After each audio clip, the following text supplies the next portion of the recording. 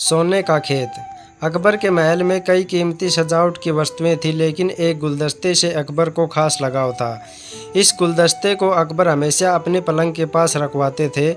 एक दिन अचानक महाराज अकबर का कमरा साफ करते हुए उनके सेवक से वह गुलदस्ता टूट गया। सेवक ने घबराकर उस गुलदस्ते को जोड़ने की बहुत कोशिश की, लेकिन नाकाम रहा।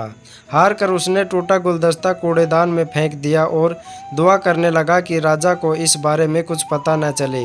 कुछ देर बाद महाराज अकबर जब महल लौटे तो उन्होंने देखा कि उनका प्रिय गुलदस्ता अपनी जगह पर नहीं है। राजा ने सेवक से उस गुलदस्ते के बारे में पूछा तो सेवक डर के मारे कांपने लगा।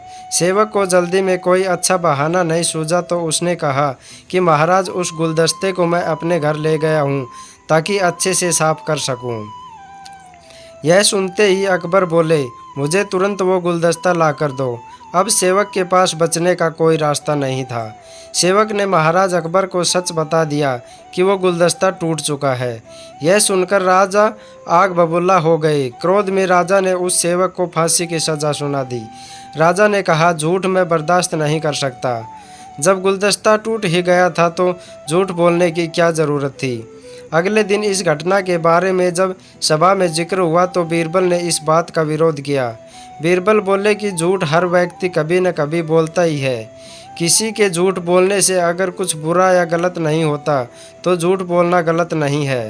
बीरबल के मुंह से ऐसे शब्द सुनकर अकबर उस समय बीरबल पर भड़क गए। उन्होंने सभा में लोगों से पूछा कि कोई ऐसा है यहाँ जिसने झूठ बोला हो।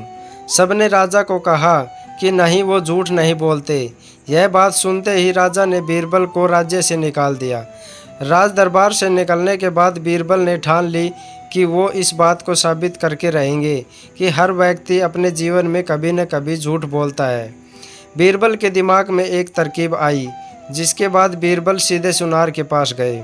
उन्होंने जोहरी से सोने की गेहूं जैसी दिखने वाली बाली बनवाई और उसे लेकर महाराज अकबर की सभा में पहुंच गए। अकबर ने जैसे ही बीरबल को सभा में देखा तो पूछा कि अब तुम यहाँ क्यों आए हो। बीरबल बोले, जहाँपना, आज ऐसा चमत्कार होगा जो किसी ने कभी नहीं देखा होगा। बस आपको मेरी पूरी बात सुननी होगी। राजा अकबर और सभी सभापतियों की जिज्ञासा बढ़ गई और राजा ने बीरबल को अपनी बात कहने की अनुमति दे दी। बीरबल बोले, आज मुझे रास्ते में एक सिद्ध पुरुष के दर्शन हुए। उन्होंने मुझे यह सोने की बनी गेहूं की बाली दी है और कहा कि इसे जिस भी खेत में लगाओगे वहाँ सोने की फसल उगेगी। अब इसे लगाने के लिए मुझे आपके राज्य में थोड़ी सी ज़मीन चाहिए। राजा ने कहा, यह तो बहुत अच्छी बात है, चलो हम तुम्हें ज़मीन दिला देते हैं। अब बीरबल कहने लगे कि मैं चाहता हूँ कि पूरा राज दरबार यह चमत्कार देखे। बीरबल की बात मानते हुए पूरा राज दरबार खेत की ओर चल पड़ा। खेत में पहुंचकर बीरबल ने कहा कि इस सोने की बनी गेहूं की बाली से फसल तभी उगेगी जब इसे ऐसा व्यक्ति लगाए जिसने जीवन में कभी झूठ न बोला हो। बीरबल की बात सुनकर सभी दरबारी खामोश हो गए और कोई भी गेहूं की बाली लगाने के लिए तैयार नहीं हुआ।